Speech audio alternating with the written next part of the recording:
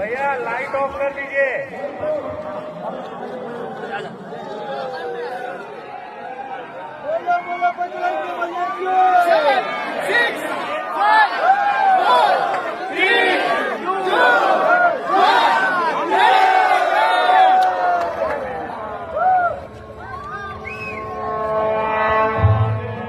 సర్వ మానవాళికి రక్షకుడు, మనకు కొండంత అండగా నిలిచేవాడు, మనసులో తలచిన వెంటనే గుండెల నిండా ధైర్యాన్ని నింపగలిగే మహాయోధుడు, అభయహస్తంతో ఎల్లవేళలా మనల్ని కాపాడే ఆ పవనపుత్రుడి ఇప్పుడు మనసారా స్తుతించుకుంటూ శ్రీ పంచముఖ ఆంజనేయ స్వామిగా అవతారమెత్తిన కథ దృశ్య రూపంలో తిలకిద్దాం రండి.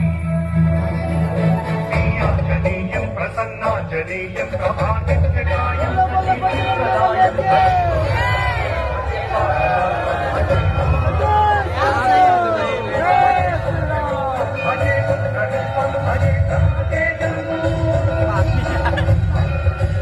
అది రామాయణ మహాయుద్ధం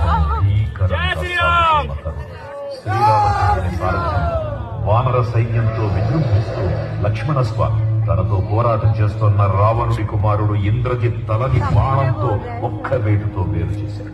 ఇంద్రజిత్ మరణ వార్త విన్న రావణుడు